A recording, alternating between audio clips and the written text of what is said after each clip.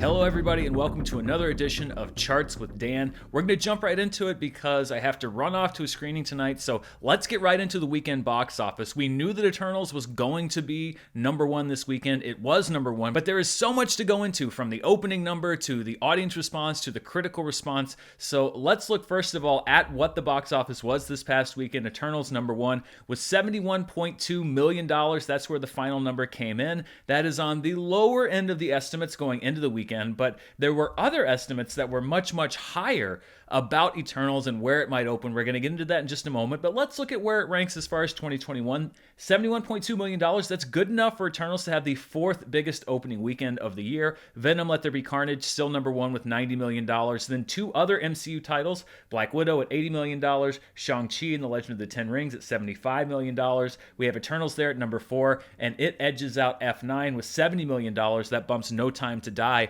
off of the list this year. So let's look first of all at this $71.2 million number and why some people are considering it a disappointment, because if you look at the coverage of this box office, a lot of people are saying it's a solid number, a lot of people are saying it's a disappointing number, and that's because expectations for this movie were all over the map, partially because of what we often see reported, which were the pre-sales. This was something that came out back on October 13th.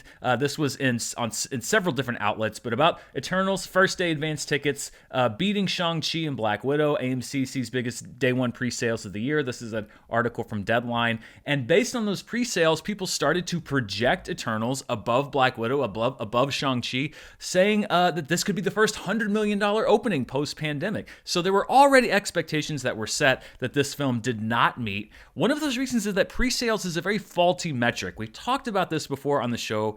There is a need to generate news and headlines and whatnot, and pre-sales figures are one way that a lot of outlets do that, but pre-sales are not very predictive of what a box office final result is going to be. For example, this was a story that ran just a couple of days before No Time to Die opened, saying that the pre-sales were outpacing Venom, Let There Be Carnage on Fandango, that the pre-sales were going to be the best for any James Bond movie, so a lot of people were sort of targeting No Time to Die for a huge opening, and then when it didn't reach that opening, said that it was a disappointing opening. And again, that's based on a faulty premise that pre-sales are predictive of what is upcoming for the sales of a movie. Of course, James Bond opened $45 million lower than Let There Be Carnage. It was the fourth highest opening Bond film of all time, behind three other Daniel Craig movies. So to set that expectation was unrealistic based on the final performance of the film, and that's because pre-sales are only a small slice of the box office for any given movie.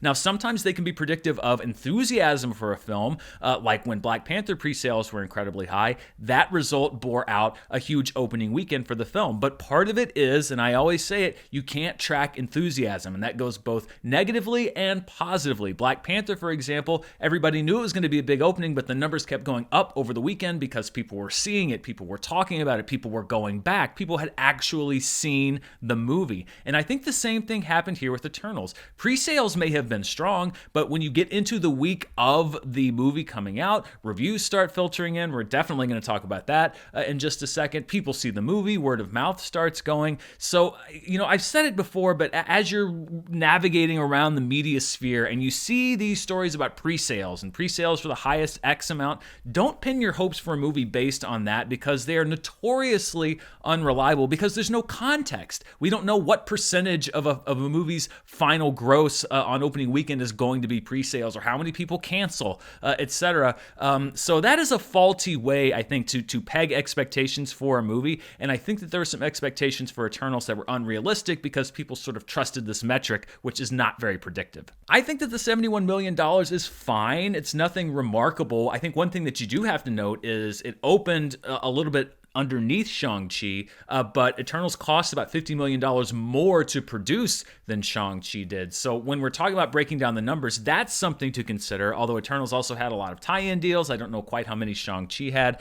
There's all of these different kind of other things that you need to consider, but I think the number for Eternals is remarkable in how unremarkable it is, and it definitely didn't have that juice, I think, that you'd want if you're Marvel, if you're trying to launch this new team. It did not perform like a Guardians of the Galaxy. It didn't really surprise people in the way that Shang-Chi did with this sort of like, oh, it's unproven, how's it going to do? And then it exceeds what people think that it might. And then the other side of this being the reception for the film, both critically and with the audience. Eternals has turned out to be a very polarizing film, and it's not surprising. It is a very different vibe for the MCU. If you want to see my review of the movie, you can click on the little thing up in the corner there. It was not a movie that I particularly enjoyed, although I didn't hate it. If you're going to go between red tomato and green splat, I gave it a green splat on Rotten Tomatoes. But when we talk about Rotten Tomatoes and the pattern of reviews, I thought it was interesting to point this out because we've actually sort of gone over this ground a little bit earlier this year when we were talking about Wonder Woman 1984, and we had a similar pattern with Eternals. You may have noticed when the first reviews broke, Rotten Tomatoes, this is from their social media account, they tweeted out the first reviews are in for Marvel Studios Eternals. Currently, it's fresh at 71% on the tomato meter with 31 reviews. And that is actually how the early reviews went. When you look at the embargo day, and if you don't know what the embargo is basically when people are allowed to submit their reviews, whether it's in writing, whether you're on YouTube. It's the first day that critics are allowed to say anything publicly about the movie in any kind of long form way. And usually that means that these are the critics that are given the earliest access, either the earliest screenings or the premiere, etc. There's usually different tiers for when people can go see movies. So the people that are submitting reviews on embargo day are the first people that have seen the movie in the critical community. Full disclosure, I'm often part of the embargo day group of folks for critics. A lot of times I'm part of the second wave, meaning I don't get the first screenings, but I'll get screenings before the movie comes out. With Eternals, I actually didn't see the movie until it came out, so I was part of the later waves of reviews for this film. But there was a similar pattern with the embargo day reviews. When we look here, the embargo day on Eternals was October 24th. On Rotten Tomatoes, if you look at reviews that were submitted and published on that day, October 24th, there were 38 reviews, which is a lower number for embargo day. For Shang-Chi, for example, there were 80 plus reviews that were submitted on embargo day. I don't know exactly why the number is so much lower here than on a lot of other films and a lot of other MCU films, both pre and post-pandemic, but only 38 were listed to have been published on embargo day, and you'll see 27 fresh reviews, 11 rotten reviews for a fresh rating of 71%. That is the rating that was tweeted out by Rotten Tomatoes on embargo day. However, following that, things changed for Eternals drastically. The next window we're going to look at is pre-release, meaning these are the reviews that came out after the embargo dropped, but before previews started for the film on Thursday night, and we see here that the rating drops dramatically. There were 139 reviews published, 65 were fresh, 74 were rotten for a rating of 47%. That's 13% below the threshold for a fresh rating, and that's 24% lower than the reviews that were submitted on embargo day. And this pattern actually held up when you look at reviews that were published from Thursday when the movie opened for previews to the general public, going through opening weekend and up until yesterday when I compiled all the data for the show. It's almost an identical rating. You have 111 reviews that were published between Thursday and yesterday, 46 fresh, 65 rotten for a rating of 48%. That's nearly identical to the reviews that were submitted after the embargo, but before the release. Now, when I say this is a similar trend to what we saw with Wonder Woman 1984, let's revisit those results. We did a whole show back in January breaking down the drop in reviews on Wonder Woman 1984. It went from certified fresh eventually to rotten where it sits right now. So it wasn't as pronounced of an effect, but let's look at what that pattern was. You see on embargo day, which was December 15th for Wonder Woman 1984, it was certified fresh at 88%.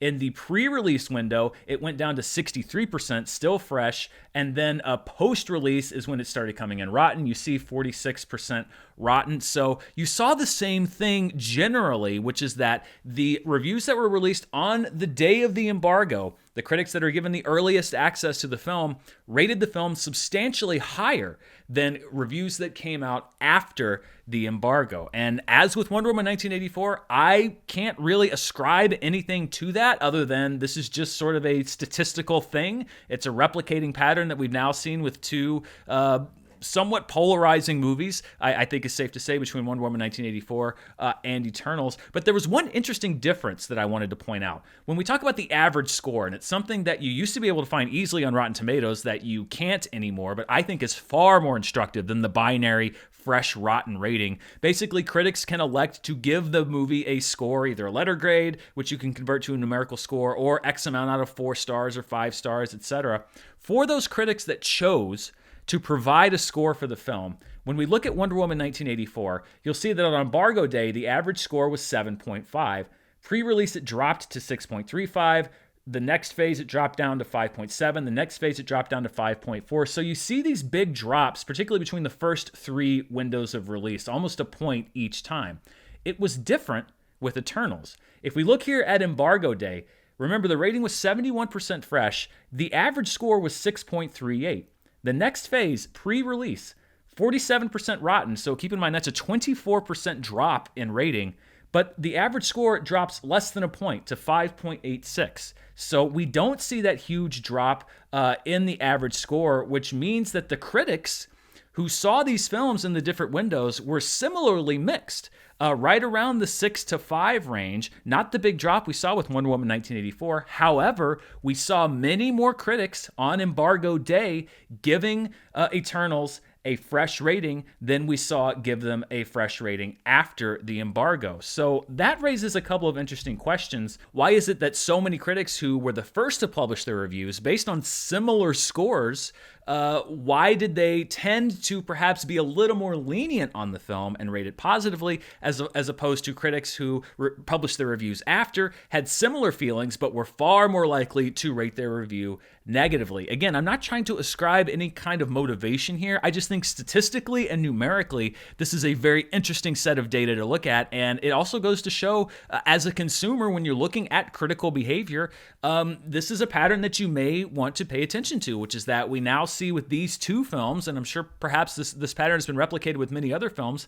When you look at the reviews as they're coming in, the earlier the review, if it's a polarizing film especially, the more positive they tend to be, and then over time the reviews get a little more negative. Now, that's not for every single film. I've looked at scores for films. If a film is critically acclaimed, then the pattern tends to replicate itself across the board. The reviews start off positive and they stay positive. This generally happens a lot with movies that are very negatively received. You don't see a huge drop-off between early reviews and later reviews, but with these movies that are kind of in the middle, this is something that's worth tracking. For a polarizing film, it seems like the earlier that a review is published, the more likely it is to be positive.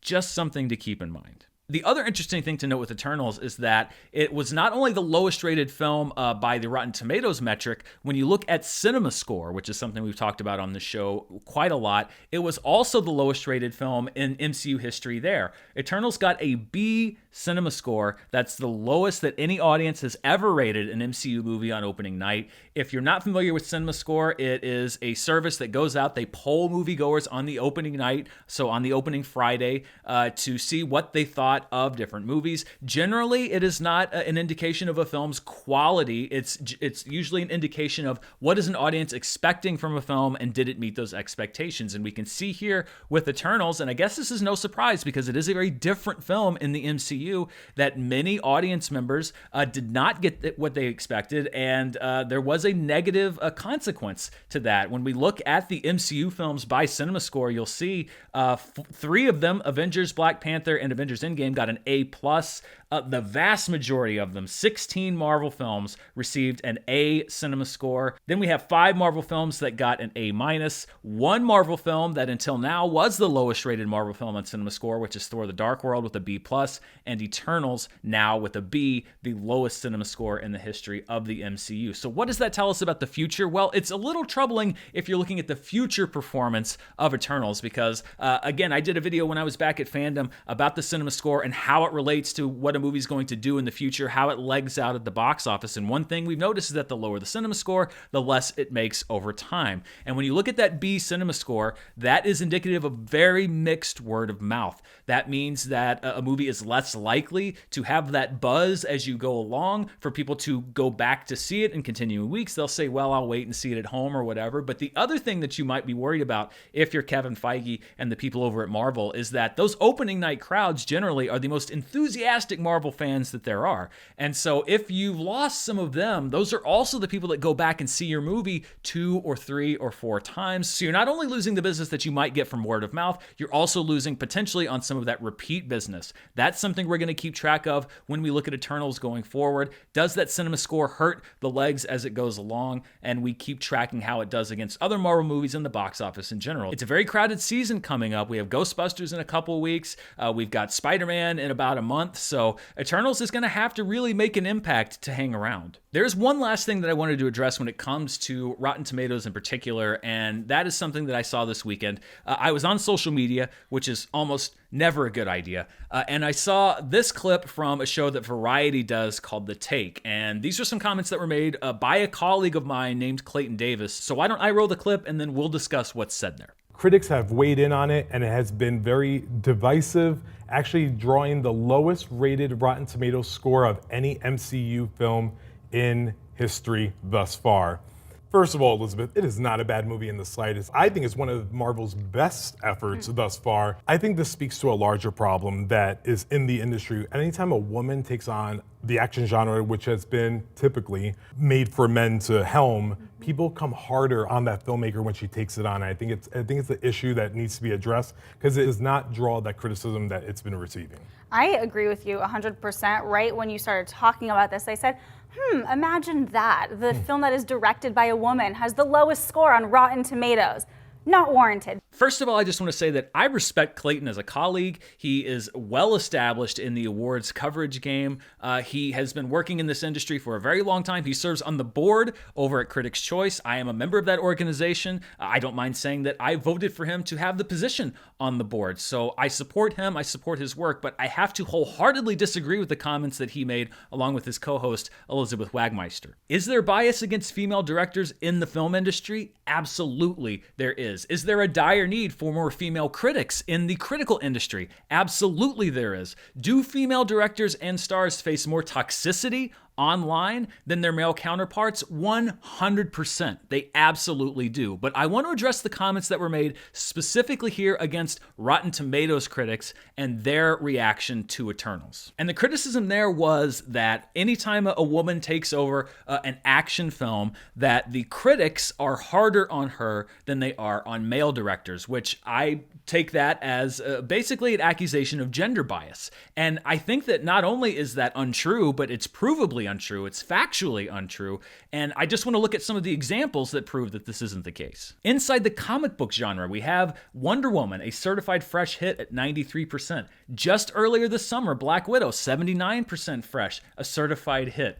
Birds of Prey and the Fantabulous Emancipation of One Harley Quinn, the longest title I can think of, a movie that I enjoyed, critics again, 79% certified fresh. Captain Marvel, Anna Boden, obviously a co-director of that film, 79% fresh, certified on Rotten Tomatoes. Just last year, The Old Guard from Gina Prince Bythewood, 80% certified fresh on Rotten Tomatoes. Then when you step out of that and even go to the action genre in general, we have The Matrix and The Matrix Reloaded, both certified fresh. We have Revenge, which is such a great movie. It was on my top 10 for that list, 93% certified fresh. Last summer, we had Nikki Caro and Mulan, 73% certified fresh. A Destroyer from Karan Kusama, 74% certified fresh. Kung Fu Panda 2, also an action film, 81% certified fresh. And then, of course, we have the career of Kathryn Bigelow, who's made some of the greatest action movies of her era. Near Dark, certified fresh at 81%. Point Break, fresh at 69%. Strange Days, fresh at 65%. These are just the examples that I called from the 25 highest rated action films directed by women on IMDb. Now, you have to go embarrassingly far down that list to find 25 action films who are directed by women, and that is an inequity that we do need to look at and we do need to solve. But what I'm speaking to here is the specific, I would almost say, accusation made against critics on Rotten Tomatoes, which is this accusation of gender bias in the case of Eternals. In fact, according to my research, I looked at all of the reviews that were submitted for Eternals. Female critics rated Eternals 36% fresh, which is a full 9 points lower than their male counterparts, who on average rated Eternals at 45% fresh. So we actually had a situation with Eternals where female critics were harder on the film than male critics were. Now, 75% of the critics were male, and that is another iniquity that needs to be looked at and needs to be solved. And I think that Rotten Tomatoes has made some steps in the right direction in the past few years to help to solve that imbalance. But there is industry-wide action that needs to be taken, and then there's what's being talked about specifically in the comments that were made here. False narratives are something that are running rampant across every area of the internet right now, and movie media is not immune. I did a whole show when Captain Marvel came out, back when I was at Fandom, to try to debunk the false narratives around that movie because people were saying that its success was unearned or faked or whatever. And my guess is that Clayton and I probably agree on way more things than we disagree on. Sometimes the things that you need to talk about are coming from the mouths of a friend or a colleague, and it's not easy to kind of stand up and say those things, but at the same time, I think that they need to be said. So I'm going to kind of keep my ear to the ground. Usually the disinformation tends to run unfairly kind of in the other way. In many ways, what Clayton was saying, against projects that are starring women or directed by women, and I will be on the lookout to try to debunk those if we have another situation like we did with Captain Marvel. But that's something that I want to point out based on those comments. Moving on from that, if you can remember last year, we actually talked about the box office weekend this weekend. Let's wrap that up looking at the rest of the top 5. Dune, in its second week, dropped about 50% to $7.7 million. No Time to Die, still in the top 5 in its fifth week with $6 million. Venom, Let There Be Carnage at number 4, staying in the top 5 for a sixth week at $4.4 million. And in its third week, returning to the top 5, I believe, Ron's Gone Wrong with $3.5 million. Looking at the movie that got the top per theater average for the weekend, no surprise here, it is Eternals in 4,090 theaters. It brought in $17,000 per theater, regardless of the reaction. If you're a theater owner, that's another number that you like to see because that means a good amount of people that are walking through your doors.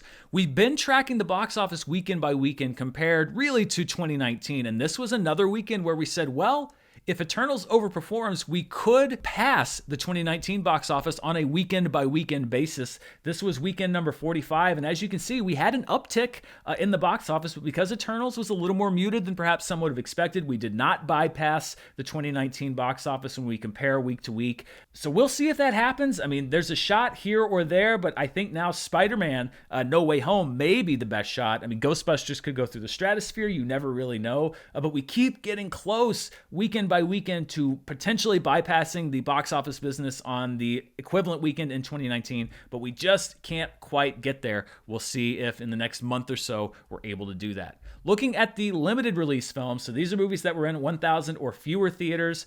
Number 1 was Spencer, which was able to come in just under the threshold at 996 theaters. It made $2.1 million. I think that was a disappointment to some who thought that the enhanced interest around Princess Diana and Kristen Stewart's performance, there's been a lot of Oscar buzz and awards buzz around that performance, might bring that movie to a bigger box office total. It did not get a huge total, but it was the number 1 movie in specialty release this past weekend. At number 2 is another film from India. We've talked about how well they're doing, and we keep seeing them here on the box office charts. This one is called Suryavanshi. It was delayed by the pandemic back in 2020, but was released this past weekend in conjunction with the Diwali celebration. This is a Hindi language film, and you can see $1.3 million in just under 500 theaters. The Souvenir Part 2 continues its very limited run, 15 theaters, but an increase in business over last week with $40,000. The Rescue, which is a documentary film, stays here in the top 5 with $35,000. And at number 5, A Mouthful of Air, starring Amanda Seyfried. This is a drama written and directed by Amy Koppelman. Comes in at number 5 with $34,000. Now, one thing that should be noted is that the Netflix film Red Notice was on a number of screens. They have a deal to release their films, particularly in Cinemark theaters and other chains, before they stream on Netflix. However, as they have done with all of their other films, including Roma and The Irishman, Netflix does not report numbers. So there were estimates coming in from industry sources that the movie made between $1 and $1.2 million this weekend. If Netflix had reported those box office numbers, it would be on this chart. It would have been one of the top 5 in limited release. However, I I cannot go off of third-party estimates and report them as official numbers. I wish that Netflix would report those numbers so that I could report them to you. But many people saying, were you going to include the estimates for Red Notice? No, because Netflix still continues to dig their heels in the ground and say that we're not going to report the numbers. But that's where it would have ranked if Netflix was putting numbers out. Looking outside the domestic market, let's look at the top 5 films internationally. Eternals did well around the globe, $90.7 million. That's a strong performance, stronger than some had anticipated. No Time to Die remains number 2, $27.2 million. Venom: Let There Be Carnage still racking up money at $11.4 million. Dune in 4th place at $11.1 million. And The Battle at Lake Changjin, which is the number 1 global grosser for 2021, still in the top 5 with $8.6 million. When you combine the international market with the domestic market, we get the worldwide numbers, and Eternals was the number 1 movie worldwide. Again, $161.7 million. That is a strong debut around the globe. No Time to Die in 2nd with $33.4 million. Dune at number 2 worldwide with $18.7 million. Venom at number 4 with $15.8 million. And The Battle at Lake Changjin stays there in 5th place with just over $8.6 million. Looking at the 2021 domestic chart, Shang-Chi and the Legend of the Ten Rings remains number 1, followed by Venom: Let There Be Carnage, Black Widow, F9, and A Quiet Place Part 2.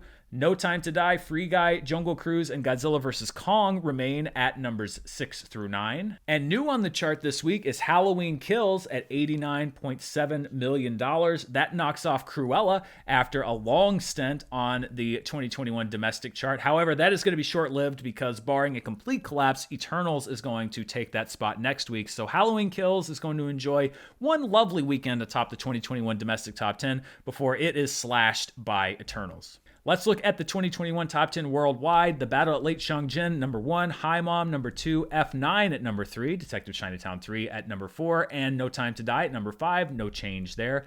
Godzilla vs. Kong is at number 6. Venom: Let There Be Carnage moves above Shang-Chi and the Legend of the Ten Rings worldwide. It goes up to number 7. Shang-Chi and the Legend of the Ten Rings drops down 1 spot. It's made $395.8 million worldwide. Black Widow is at number 9. And Dune breaks into the 2021 top 10 worldwide with a $330 million gross. Before we look at what people are watching on the streaming services, let's do a flashback. It's something that I enjoy doing. And we're going to the weekend of November 7th through the 9th, 2003. The Matrix Revolutions opened to $48.4 million. And here we are 18 years later, hotly awaiting a new entry in the Matrix franchise. I don't know if you remember this, but I certainly didn't. Elf opened the same weekend as the Matrix Revolutions in number 2 with $32.1 million.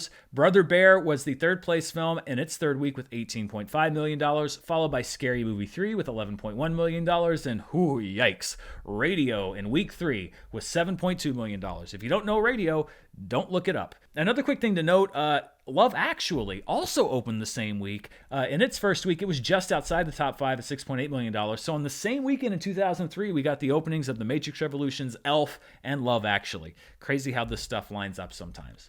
Let's close out the show by looking at the streaming charts, and we will start with what people are watching on Amazon. Free Guy is number 1, followed by Dangerous, a new entry onto the rental chart. Stillwater is at number 3, F9 at number 4, Old is at number 5, Don't Breathe 2 is at number 6, and then we have some new entries. 22 Jump Street is at number 7, and I was wondering why 22 Jump Street, but that's actually going to be answered in just a moment. Black Widow is at number 8, Paw Patrol the Movie is at number 9, and The Green Knight is at number 10. Looking at what people are watching over on iTunes, Free Guy's at number 1, Pig, which is available for purchase, and I don't know if it's still available for 99-cent rental, but it was this past week, and if it still is, that is a bargain at 5 times the price. Go see Pig. One of my favorite movies this year, now available to watch at home, followed by Old, Stillwater. Old Henry, a popular streaming movie, returns to the iTunes chart, and then 6 new entries or returning entries. The Alpinist at number 6, The Protege at number 7, Dangerous also entering the chart here at number 8, F9 at number 9, and Paw Patrol the Movie at number 10.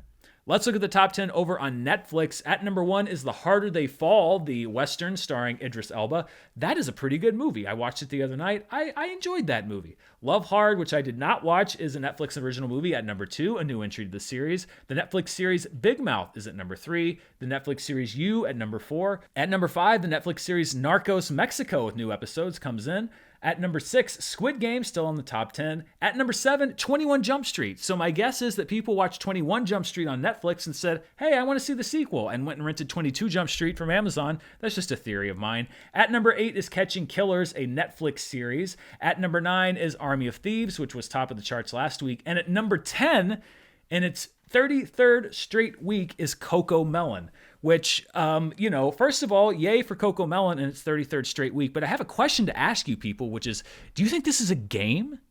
Do you think you can just willy-nilly push Coco Melon to number 10? Do you really think you want to deal with the consequences if Coco Melon were to fall off of this chart? Listen and understand, okay? Coco Melon is out there. It can't be bargained with. It can't be reasoned with. It doesn't feel pity or remorse or fear. And it absolutely will not stop until we all know our ABCs. So let's stop messing around with Coco Melon here, people, and let's get it back to at least number 8 by next week, because I don't think that any of you are ready to deal with the consequences if this thing were to drop off of the chart. And finally, looking at the Netflix movie chart, The Harder They Fall is at number 1. At number 2 is Love Hard. 21 Jump Street is at number 3. Army of Thieves at number 4. American Gangster at number 5. Replicas is at number 6. Montford is at number 7. Amina is at number 8. Yara, a Netflix original, is at number 9. And at number 10 is The General's Daughter. And that wraps it up here for us on Charts today. A couple of announcements. Number 1, as always, be sure, if you haven't yet subscribed to the audio version of the channel, you can find all those links down in the description below.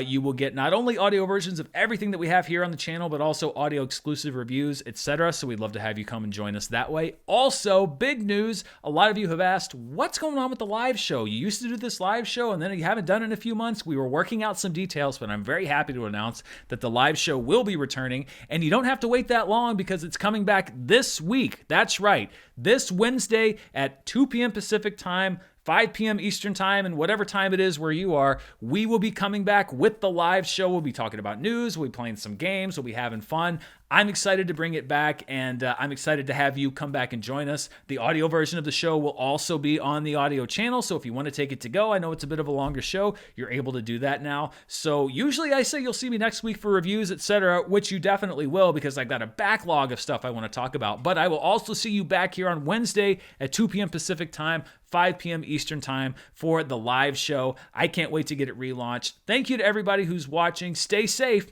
and I'll see you next time. Bye.